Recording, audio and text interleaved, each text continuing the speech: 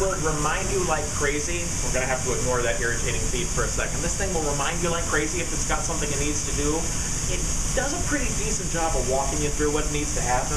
But if it ever says you're out of liquid binder, you need a new cartridge, that one's the easiest. You just take this thing right here and you pull out on it. And you can see it's got a little valve right there. And it corresponds to this coupling on the inside of this socket right here. And they're helpfully labeled this end up. Got a little bit of that binder on you, as a matter of fact. So if it ever says you're out, you can plug a new one of these guys in. And when it seats, it'll read, if you're looking at that printer status report, and say, okay, I've got binder again. Same thing with the cartridges. And if you ever need to add powder to this thing, basically all you do there is you turn your vacuum on, just like you were going to de-powder your build tray. And then you actually take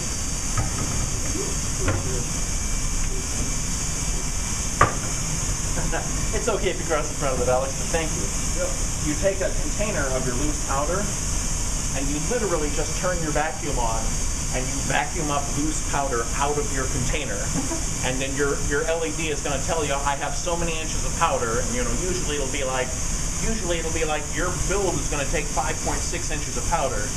You've only got 3.7 inches of powder, so you just suck up enough loose powder until you get back up to that number. You want to kind of keep an eye on it and not do radically more powder than it says that you need, because what can sometimes happen is the thing gets overfilled.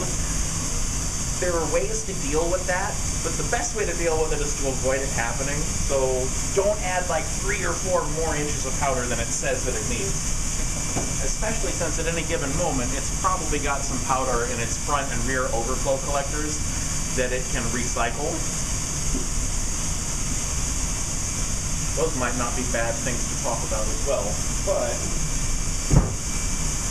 I think what I want to do is I want to make a supplemental list of stuff that maybe we talk about next week, because a bunch of that stuff doesn't fit neatly into this process.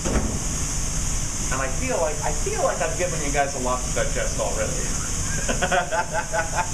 And it has come amazingly close to that full 2-hour time slot. So right now, this thing is just going to roll into its print process, and it's going to do that 1.5 hour tour time, and at that point, we'd be right back to where we started at the beginning of the video today. Can anybody think of anything that I didn't talk about or that I talked about that didn't make any sense right now? See you, Austin. Thank you very much. Are we going to run through like how to do the simulation for the students? You mean like... Or to run like to make sure that everything meets up correctly? You know, normally where you're talking about the gray box. Yeah. Just show us like how to run through that. Yeah. I'll tell you what. Let's talk a little bit about homework assignments. If everybody just